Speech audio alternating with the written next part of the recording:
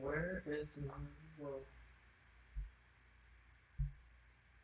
Why do I not see myself?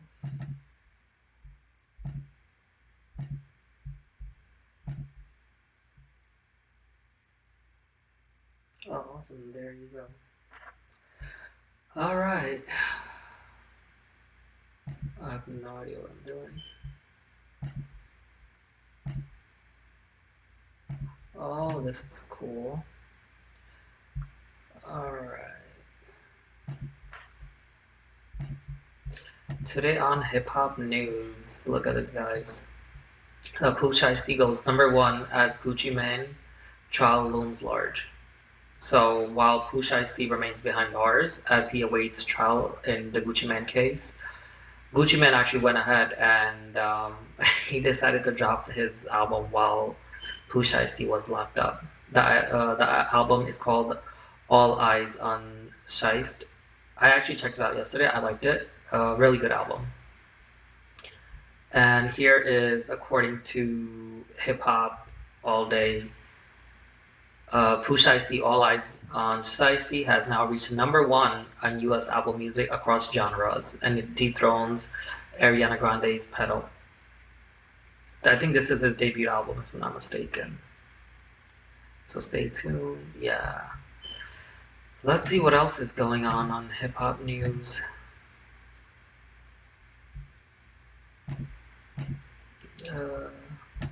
Is this the homepage? Oh, what's this right here? Drake calls out Wayno on social media following the 20v1 criticism. Wayno recently called out Drake for his participation in a 20v1, and now the megastar is clapping back. The one way he knows how. Alright, let's see what Drake did. Oh, that's DJ Academics. Execute, danger, push, let's go, danger, on, all that good stuff. Wayno, since you're our returning guest, what did you think of this episode overall? So I'm not gonna sit here and act like I was an expert in Polaris. I wasn't really familiar with her game. But seeing this episode. Oh, that's it. Drake calls out Wayno for being infatuated with fictional Marvel characters after Wayno calls him out for being a mature rapper who did a 20v1. Is Wayno on point a self-ether? It is disappointing to be in love with comic book characters at 40, or should every man do what they want to do at whatever age?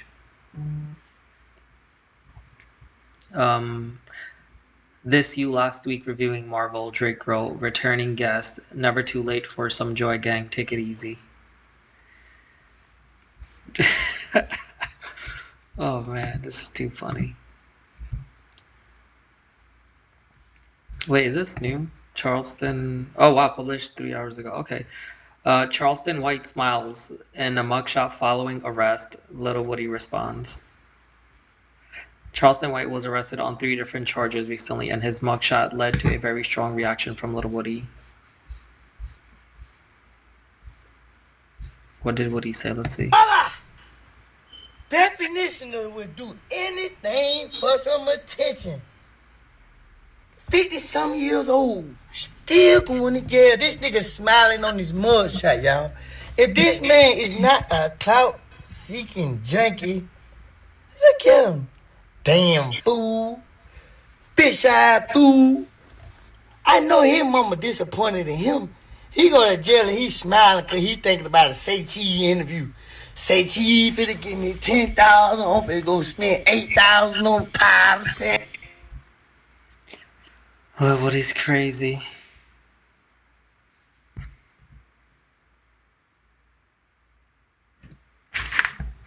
Oh boy, what is this email real quick?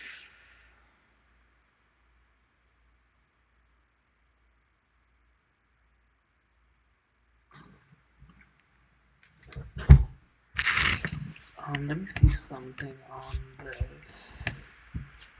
See, how come this item's not working? I don't know why.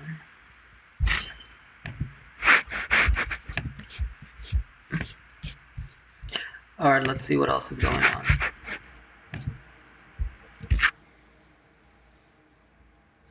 Let me just adjust my camera a little bit. There you go. Oh, what? Could have got better. Hopefully that's better.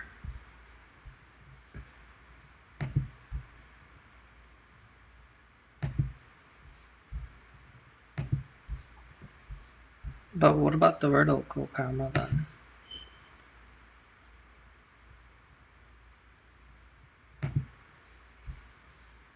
But I can't even see anything on the vertical camera.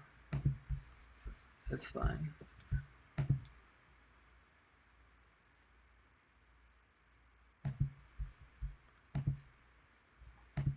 Oh, look at this. We know why Blueface and Christian Rock were pulled over by police. Oh boy. Blueface and Christian Rock were recently pulled over by police, and it led to a full vehicle search while some fans were confused. Blueface and Christian Rock are apparently back together. They have been spotted on some romantic dates, and they have been live streaming their reunion.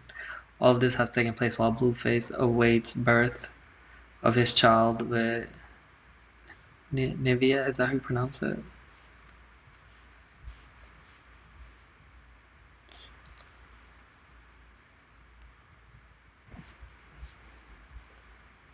Alright, let's see what the video is. Be a lawyer right now. What is your problem? For a small fee, I can be a lawyer right now. Okay.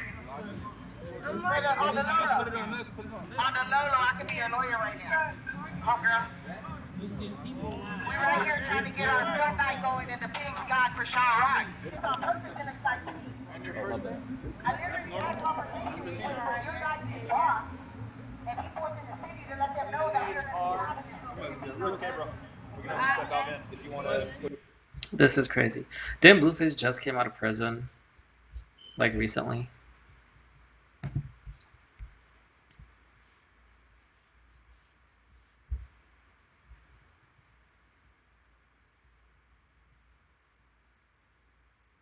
Roy and Mel defend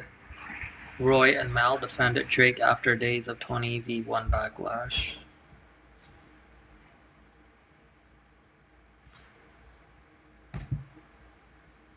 Anthony Fontana delivers absurdly harsh review of Lil Uzi Vert's new EP.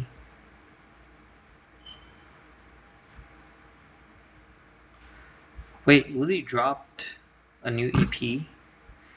Whoa, and he gave the project a 1 out of 10. That's wild. Okay, let's see what he says. I literally think this is one of the worst and most pointless projects Uzi has ever released into the world, Fontana said. Or am I pronouncing his name wrong? Fentanio. Sorry if I mispronounced it. Honestly, some of the worst music I've heard in 2026. Some of the worst music of Uzi's career.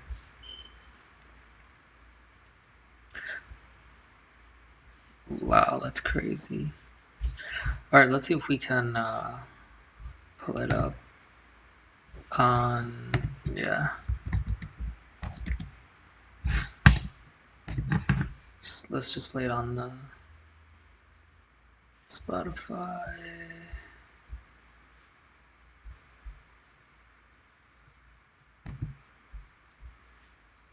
How many tracks does it have? 8? Okay. Alright, let's start with this first one.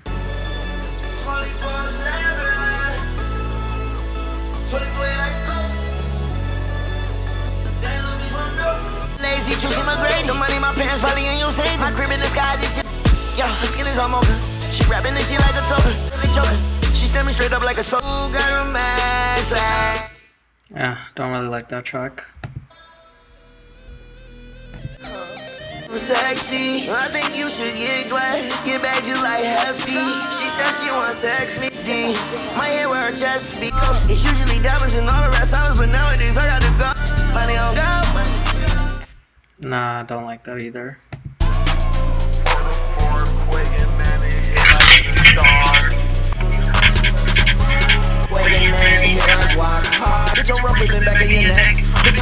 It sounds like songs that he recorded back in the day, and well, not back in the day, but that were older songs, and he didn't know what to do, so he just took all the scrap and just put it into like one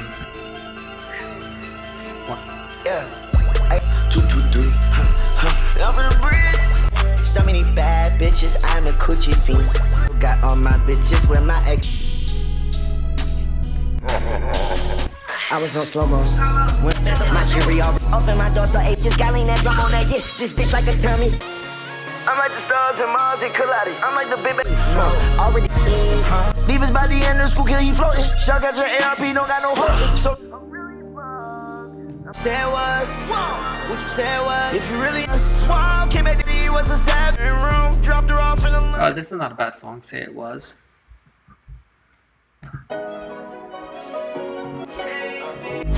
We rush it, G-Wagon like Russian.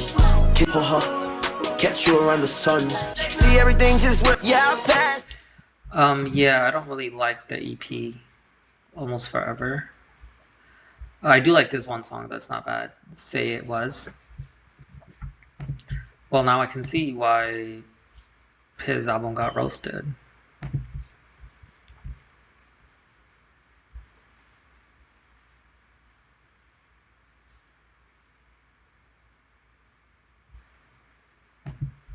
Oh yeah, the trial started on Monday, yesterday. Let's see how his first day was.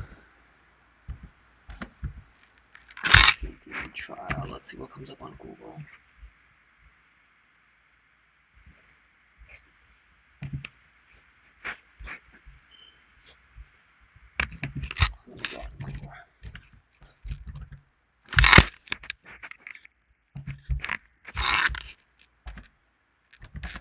KFUD trial. Let's see.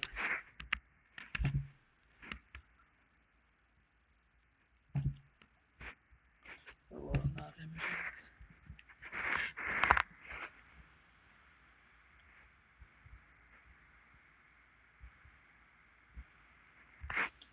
Jury selection begins. Whoops.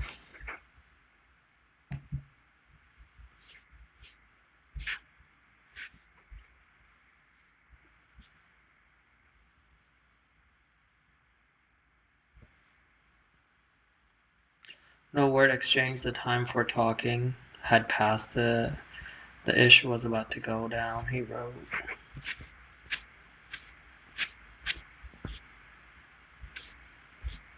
How long is this trial supposed to last anyways?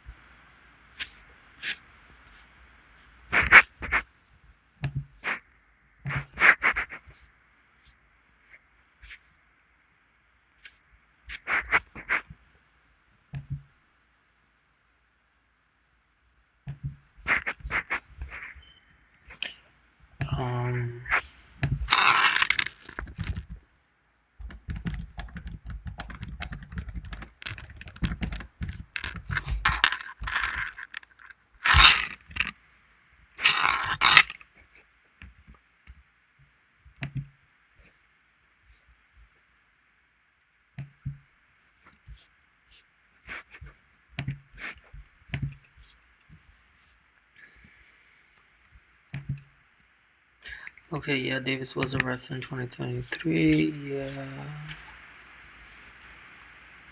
When and where the trial will be held. It's in Vegas.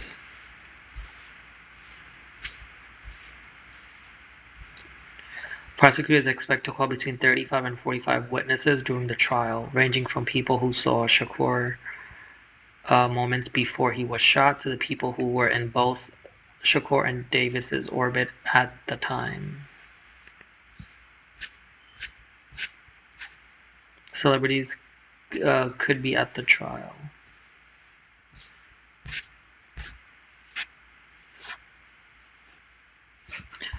In his book, Davis alleged Combs wanted Knight and Shakur dead and offered Davis money to kill them. Combs had long denied having any involvement in the shooting. A spokesperson for Combs did not return email requests asking whether he plans to testify, and his name does not appear on any witness list. Whoa. How do I know if there's more people joining the stream or not?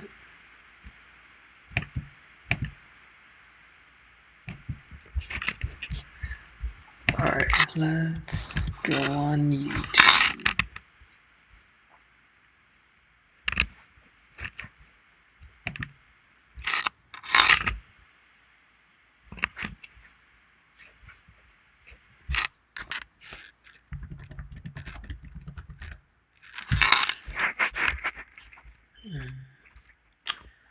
Where did that video with just no,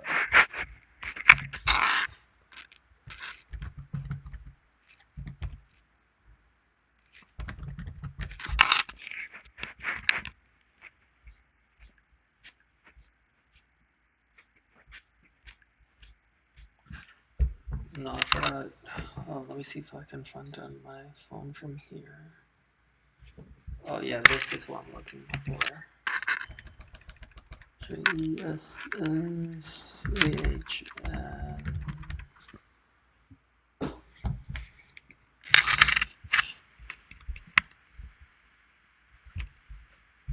I like his content.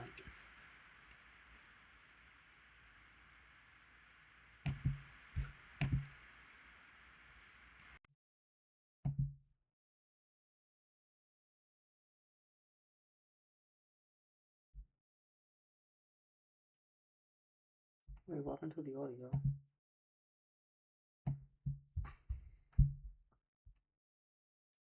Battery 50%. Connected to Samir's iPhone. Drake dissed Kendrick Lamar in LA. Kendrick is diabolical. So I know y'all know the song 616 in LA, right? People just started putting the pieces together. And the crazy thing is, The crazy thing is, the 616. I actually just got the reference by watching his video.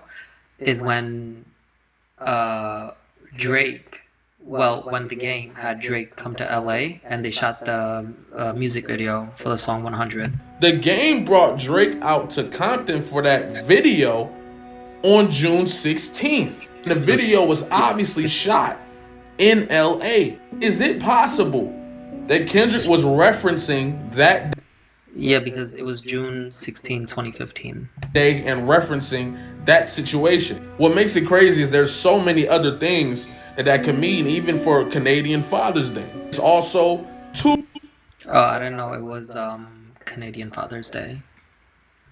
Tupac's birthday. There's so many different things Yes, Tupac's birthday. And isn't Kendrick's birthday like the day after Tupac's? I believe so. Yeah, because they both are Geminis. that 616 in LA could mean. But the fact that video took place 616 in LA is outrageous. Kendrick Lamar could have been foreshadowing something. You feel what I'm saying? Either that or something happened that day that people aren't really talking about in full context. I love the fact that Kendrick, by the time the audience or his fans get to what he's trying to say, he's already planted all these little nuggets throughout the way, and by the time we see the full picture, it's already been such a long time. Let's finish this and then we'll get more into it. And maybe Kendrick is hinting at what he's talking about, but hey, who knows? Kendrick. Yeah, so pretty much, so it's been 2 years, right, since the beef happened between Kendrick and Drake. And I remember one of the songs, which a lot of people say it's underrated, which I wish it was more popular than it turned out to be. I mean, but yeah, the 616 in LA. And the entire track from start to finish is like, well, starting with the title and the references that he mentions in it, like, oh, let me put you on some game. Obviously, there's a double meaning to that, right? But Kendrick's whole thought process is completely different than any of these artists. It's like, you know that saying, right? While they were playing checkers, I was playing chess. That's the situation here. The fact that, like, that's why Kendrick is in the position that he is in. Because he, you know, the way he thinks, the way he does things, it's like completely insane. The fact that this song is 2 years old and now we're finding out the meaning and the glove behind it. Oh, the reference to the glove in that cover image for 616 is because he's coming out with that song. It's a boxing theme. Let me see if I can. I know somebody posted a video about it. Actually, I can just go back because I know. Let me just go. I know he mentions Zach. Zach Decodes. Yeah, that's the one. Look.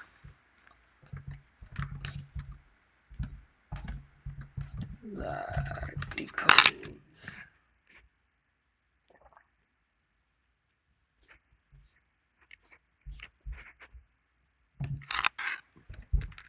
Let me see if that. Oh, right here. This is the guy. Has Kendrick and his camp already hinted at the release date of his... That's the glove that I was talking about. Well, not that same exact one, but the one on 616 in LA, the cover image. Let me just pull it up here real quick. 616 in LA, Kendrick Lamar. Just go to images.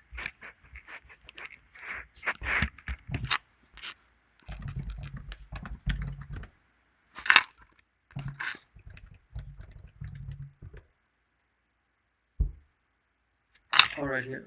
Or was it for this song? Yeah, this is the glove that I was talking about. Anyways, let's go back to the video and we'll decode it. His next project? If you've been keeping up with the latest rumors and news over the last few months, it's been heavily speculated that Kendrick is about to be entering a new era and maybe dropping an album in 2026, and it is supposedly boxing and fighting themed. I think Kendrick is already in a new era. He is literally the GOAT, the undisputed champion. And he's in his class of its own. In this video, I dig into what we already know about this next era, a potential date that something could be announced, and some interesting parallels between a legendary boxer whose title fights could be the keys to decoding what Kendrick has planned next. This supposed boxing era would be an interesting shift from where he's been the last two eras. The comparison that Zach makes, and shout out to Zach, like the way he decoded this is phenomenal. The comparison that he makes from this boxer, Pernell Whitaker and Kendrick, it's crazy. From like the height to how because Pernell is known as a defensive fighter, and Kendrick is like obviously diabolical. But anyways, let's continue. As Mr. Morale was very introspective, deeply spiritual, and focused on unpacking generational trauma, GNX was the victory lap post-Drake beef, paid homage to past hip-hop legends, and felt like a time capsule on where hip-hop and the music industry was leading up to 2024. But a boxing theme is different from both of those. It's forward-looking and about a fight that hasn't happened yet, not one he's already won. I typically like to keep these theories based from confirmed info like lyrics and messaging directly from the... Kendrick is so detailed in everything that he does. For example, when he dropped the GNX album almost 2 years ago. I know this November will be 2 years. And pretty much he dropped it the day when JFK got assassinated. It was like a headshot, right? So that's why he dropped it that same day to kind of like show you guys that Kendrick is pretty much warning not only Drake, but anyone that like, I'm really all about this. Like whoever wants it can get it type of shit. The artists and what we've seen from Kendrick and his camp would make this boxing theme make sense, with things like his hand wraps at the Grammys, Dave Free. See, there's the hand wrap. So there's a picture of in the elevator, and then when he's getting the Grammy, and then Dave Free posted this as well. Posting just the hand wraps on his Instagram story, and Hidda J3 posting an Instagram story of a photo of Pernell Whitaker with the caption, "A message from the boogeyman." I do think this tweet from the source MZK from Twitter is notable, however, as they have been accurate on multiple releases like Baby Keem and A$AP Rocky's albums. But getting back to the boxing theme, and specifically this photo that Hidda J3 posted, I wanted to take a look more into See right there, message from the boogeyman, which obviously we know is Kendrick Lamar. Exactly who Pernell Whitaker was and what were some of his most notable career accomplishments. Whitaker was born in Norfolk, Virginia in 1964 and would go on to become a legendary boxer who would widely be regarded as one of the greatest defensive fighters pound for pound in boxing history. They called him Sweet Pea, and he learned to fight in the Young's Park House. See, that's what I was talking about. He was known as one of the best defensive fighters. Housing projects in Norfolk starting at age 9. He had well over 200 amateur fights before he ever turned pro, including a silver medal at the 1982 World Championships, gold at the 1983 Pan American Games. Oh, the reason why I wanted to talk about this was because they think Kendrick might release something today, because today is August 11th, and the fight that he mentions, Zach, in this video with Whitaker, it happened on August 11th, 1990. And Olympic gold in Los Angeles in 1984, beating a Puerto Rican fighter named Luis Ortiz in the final. So when he turned pro that same year, debuting at Madison Square Garden, he wasn't some unproven prospect stepping up in weight. He was already one of the most decorated amateurs of his generation walking into the pros. And what that reminds me of kind of like when Kendrick walked in, I guess, to the arena to fight Drake. He had already proven like his pen game and that he's really all about this, and he got this on lock. Made him different once he got there wasn't power, it was that nobody could hit him. He was a southpaw with this defensive style where he'd just make people miss over and over, and guys would throw full combinations and catch nothing but air. It's part of why he's still talked about as maybe the best defensive fighter the sport has ever seen, as he wasn't the guy over there wasn't power. See, did you guys hear what he said? When they talk about that when they throw punches, they just catch air.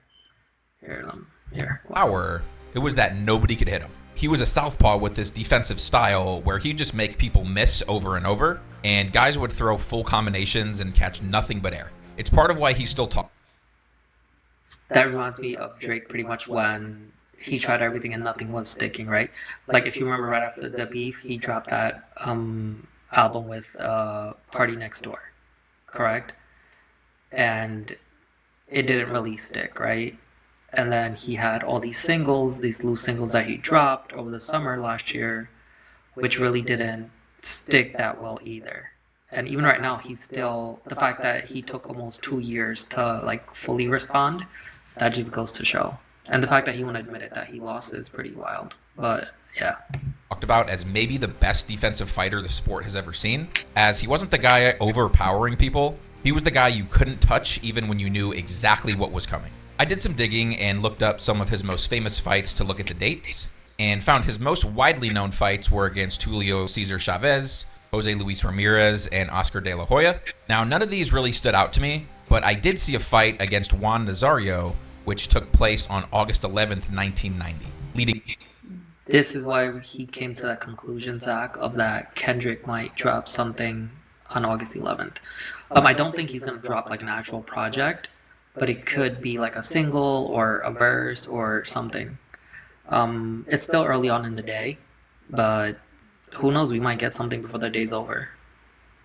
Up to this fight, he beat Jose Luis Ramirez, Martin Galvan, Freddie Pendleton, and Azuma Nelson consecutively. Whitaker also held 2 titles at once, the WBC and IBF, and was challenging Nazario for the WBA title. For Whitaker, this was both a fight to defend his current titles and an attempt to win an additional title. Whitaker ultimately defeated Nazario to defend his WBC and IBF titles and claimed the WBA title, and he didn't win it on points either. He ended it in the first round with a single left-hand knockout, and Nazario never got another world title shot after that night. This victory made Whitaker the first undisputed lightweight champion since Roberto Duran in 1978, and the first lightweight in boxing history to hold the WBC, IBF, and WBA titles all at the same time. Now, it's worth sitting with how rare undisputed status actually is in boxing. When Duran unified the lightweight division back in Kendrick is the undisputed champ of hip-hop. 1978, there were only 2 governing bodies to worry about, the WBA and the WBC, as the IBF didn't exist yet. By the time Whitaker got there in 1990, the IBF had been around for years, which meant he had to clear 3 separate organizations, not 2. So Whitaker isn't just the first undisputed lightweight champion since Duran, he's the first lightweight in boxing history to ever hold 3 belts at once. The bar had gotten higher, and he's the first one to clear it. Now, with all this context, let's look back at his fight that he won against Jose Luis Ramirez from August 20th, 1989, almost a full year before his 1990 fight against Nazario. This was a highly significant fight in Whittaker's career because not only was this a rematch from a controversial loss earlier in his career, but this fight allowed Whittaker to retain his IBF title and claim the WBC light. I guess we can play the whole video. We're almost halfway through it. Lightweight title. And that first loss to Ramirez happened in France in 1988, and it's still considered one of the worst decisions in boxing history. Whittaker broke his hand early in the fight and had to fight the rest of it one-handed, and most people who watched it, including a lot of boxing historians since, thought he won clearly anyway and just got robbed by the judges. So when he got Ramirez back in the ring over a year...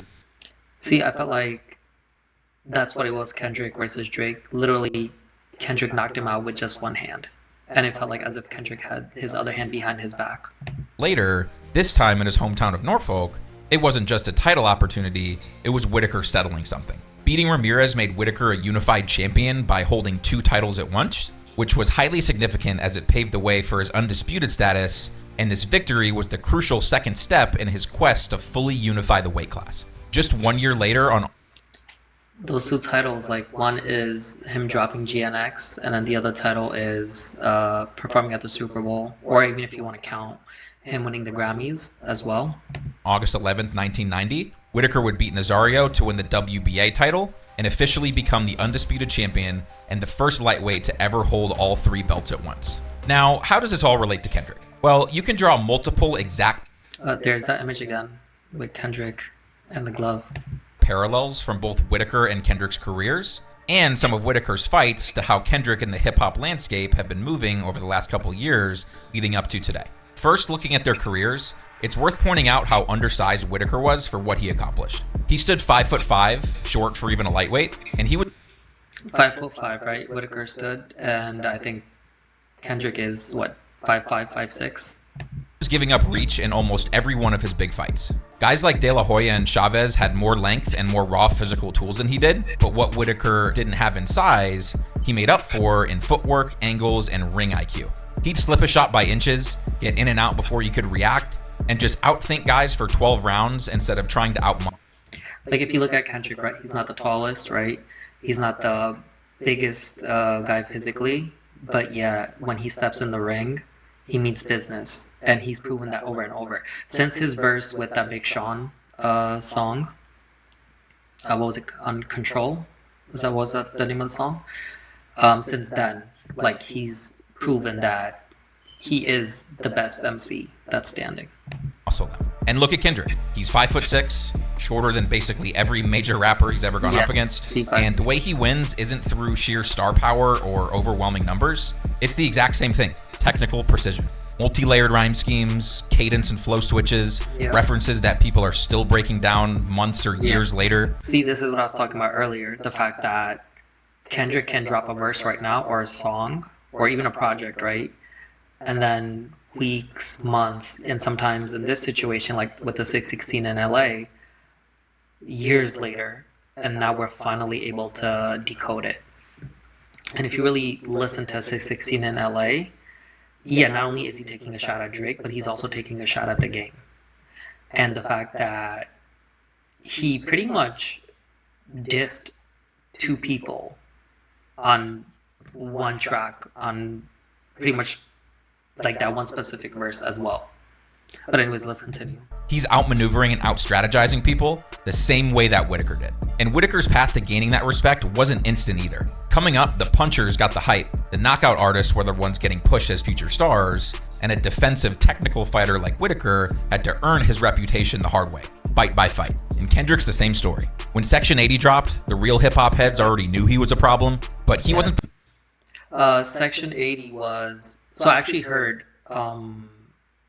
what's that? The swimming pool song, Drink, and then I think the album dropped right after that. I listened to the album, and I was like, whoa, like okay, like this guy's onto something.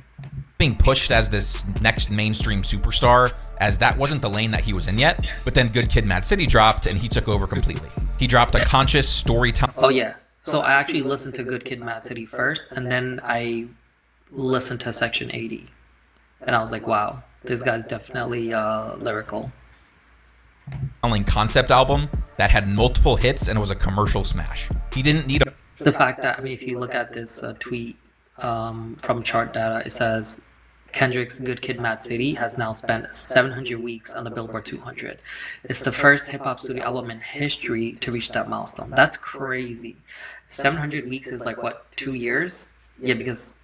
2 years, because 300 and... No, 50... No, that's actually not 2 years. Wait, that's way more, because there's 52 weeks in a year. So let's do the math real quick. 700 divided by 52, so that'd be about 13 years. Does that sound right? Wow, that's crazy. But congrats to Kendrick on reaching this milestone. A marketing push or a moment manufactured for him. He let the music do the talking, the exact same way that Whitaker let his fights do the talking instead of being flashy. And when we're still thinking about the careers, one of the strongest parallels is how both of them actually fight. Whitaker built his whole reputation as the defensive expert, the guy who wins on points and who outthinks you for 12 rounds. But when he needed to, he had the one-punch knockout in him too, because that's exactly what happened against Nazario. He had every tool in the arsenal, and he pulled out the right one at the right moment. And Kendrick did the exact... Yep, Kendrick definitely did the same thing. He knew, like... And look, Kendrick could have won at Drake any given time, right? In 2018, 2020, 2022, right? But he knew what he was doing. He knew what he wanted to do, when he wanted to do it, and how he wanted to do it. And he knew exactly what he wanted, like, the aftermath result to be as well. He pretty much had everything lined up. All of his, what's that word I'm looking for? All of his, I'm blanking out right now, but he had all of his shots. Oh yeah, he had all of his shots lined up. And yeah. Exact same thing across the entire Drake beef. And if you actually break down the tracks in order, it literally plays out. Right there, that's that glove again. Right? So it was what, Euphoria? I think 616, right? And then Meet the Grams, and then Not Like Us. Out like a boxing match. Like that was the smash, the opening exchange where he takes control of the ring immediately and sets the tone for everything that follows. Euphoria was the right hook. It hurt, it rattled Drake, and sent him a message that Kendrick would take this as far as it needs to go, yep. And it kept him in full control of the... I remember when Drake dropped, what was it, Tailor Made or something? Was that the first diss? I forget. Yeah, and then there was that little gap in between where Kendrick didn't say anything, and then he responded. And what people don't know is that he actually had, and of course there's no way for me to confirm this, but he allegedly had 10 disses ready in his arsenal, just in case if he needed them. I kind of wish he had dropped all 10, just because I wanted to see what he would have said. Just because how lyrical Kendrick is, how detail-oriented he is, the way he, paints the picture, tells the story, how he connects not only words, but the way he makes things rhyme, and like how he can take A and connect it to D.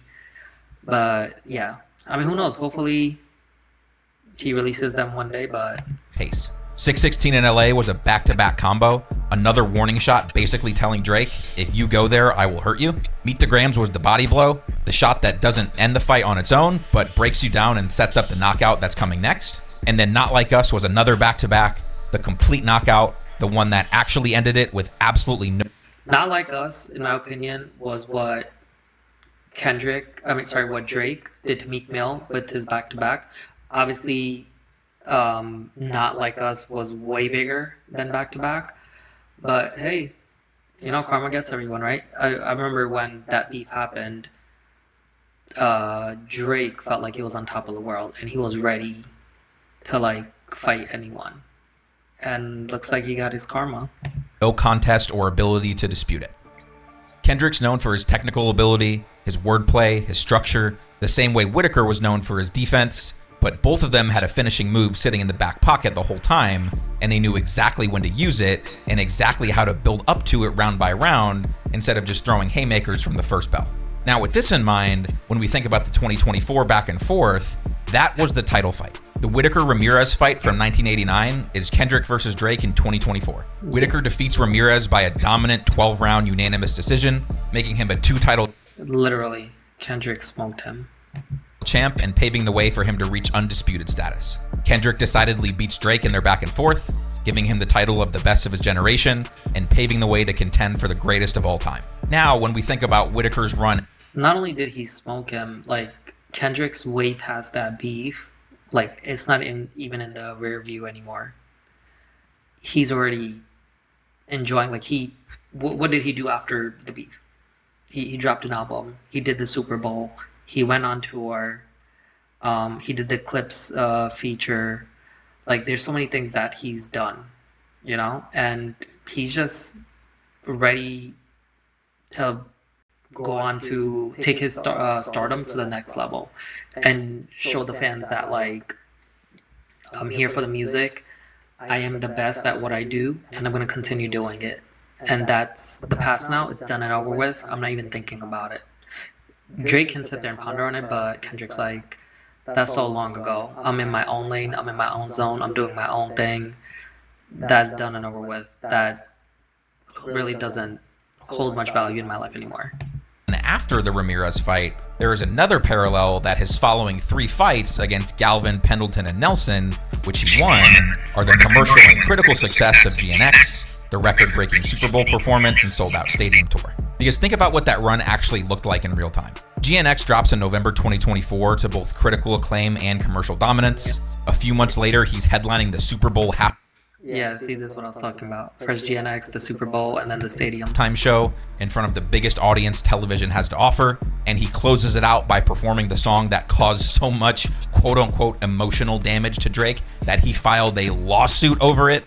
See, I wasn't like, okay, I get it. It's one thing that you don't want to admit that you lost the battle, but the fact that then you went ahead and you sued because of whatever emotional suffering, distress, whatever the reasoning was, you know? Like, you're the one that poked the bear. You're the one that did it. Oh, like, when it was, I remember he had said, oh, he don't care about a rap beef or nothing. Oh, when it was you and Meek Mill, because you won, that was all fine, and you were ready for all the smoke. And now the fact that you lost, you don't care about it, and then on top of that, you went and, like, you sued and stuff. I don't, as far as I know my hip-hop history, I don't know any artist that lost in a battle. Even Meek didn't do that. When he lost a battle, he didn't go and sue. I think this is the first time this has happened in hip-hop. Anyways, let's continue watching. On the biggest stage in the world, then he goes out on the Grand National Tour and sells out stadiums across the entire globe. That's 3 straight defenses of the title he just won, exactly like Whitaker beating Galvin. Wasn't Kendrick the first hip-hop artist in history to do a stadium tour and have it pretty much sell out? And I think what he made $200-300 million off of it or something.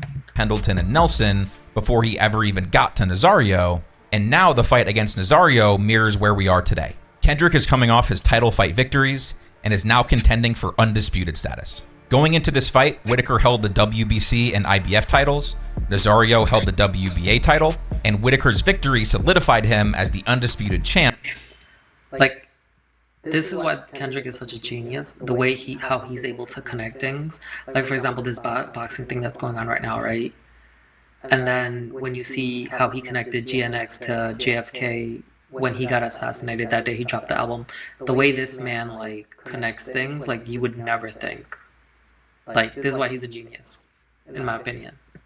And the first lightweight to ever hold all 3 titles at once. So is this Kendrick boxing era his attempt to solidify himself as the undisputed greatest of all time? And to wrap all this up, let's go back to Hidda J3's Instagram story. Again, it literally said, quote unquote, a message from the boogeyman. So allegedly, it's coming from Kendrick directly. So I looked into this specific photo of Whitaker to see when it was from. And can you take a while? Watch this. Guess what date it was taken and what fight it was from? Well, this photo is from August 11th, 1990, which is the date of the Whitaker-Nazario fight, the exact fight that made him the undisputed lightweight champion. And back to the source tweet, they claim new Kendrick music is coming, quote unquote, very soon. And if we look at the count, yeah, today's the 11th. It's 1:09 p.m. here. But let's see if he ends up dropping something. Even if he doesn't, I won't be disappointed. But I love this video that Zach made, so shout out to Zach. calendar, August 11th falls on a Tuesday, which if you followed music release schedules recently, Tuesdays have been becoming a popular release day for artists as it allows them to dominate conversations all week and into the weekend, compared to the traditional Friday releases, which has been the industry standard for a while. Kendrick and PG Lang have already experimented with this as they debuted Imani Imani's album on a Tuesday, and it's not just PG Lang testing this either. That was a good album too, Paper Cut. More and more artists have been moving away from Friday drops, specifically because Friday gets flooded, every label schedules around it. I think music labels should start dropping music on, well, albums on Monday, just so people can start talking about it and start generating buzz. So by the time people get to the weekend, they can give it a listen, right? So your rollout gets buried in a sea of other releases by Monday. But a Tuesday drop with no competition means the news cycle, the reaction videos, the first listen content, all of it belongs to you for days before anyone else's Friday release even lands. Now, obviously Kendrick is a global superstar and he's been trending every single day since 2024 anyway, so he can drop any day. I mean, listen, if Kendrick wants to drop a new album, I'm all for it. At any time and still dominate the conversation. But I think the fact that August 11th is on a Tuesday is significant enough to mention.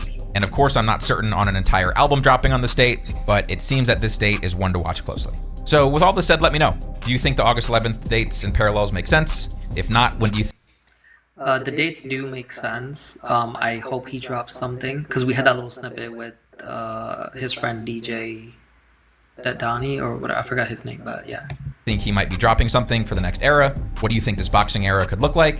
Does it mean more direct shots and beef, or is it more like a dominating the industry angle? I personally think it's the latter. I don't really see him igniting more back and forth beef and think it's more general competition, but I think what's gonna happen is on a verse, that snippet that we heard, it's gonna gear us towards the next chapter of his life, or the direction that he wants to go in, or pretty much give us a little snippet of the theme that it might be oriented.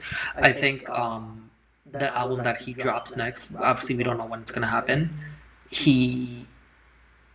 It's kind of like, all right, I was dropping music and then the beef happened or whatever, right? That's done and over with, and now I'm moving forward with my life, and I'm just going to continue making great music. And pretty much he's not only going to make music that, because we call him like a conscious rapper, right? Not only is he going to drop music that resonates with him and where he's from and the story that he's trying to tell, but he also is going to drop music that shows to the people that, yes, he can make hits and he can make commercial songs that you can listen to anywhere, not just like in your car. Of course, we'll see. And if this is really the quote-unquote undisputed era, who is he even fighting at this point? Like, Drake already lost, so who's left standing to fight for the title? As always, drop a comment and let me know your thoughts. I try to reply to as many comments as I see, so drop in the comment section what you think, and I appreciate you watching. Has Kendrick? Yes, he is the undisputed champ. I don't think he's trying to fight anyone. He's just pretty much here to prove that, like, all right, I went around claiming I was the best MC, and now I'm going to prove it with great music, whether it's a verse, a freestyle, a remix, whatever, or just dropping a full-out album. But yeah, I'm ready for a new Kendrick album. Because the fact that if you look at his timings of when he drops his projects, I don't think he's going to drop an album this year. Because this November will make it 2 years since he dropped GNX.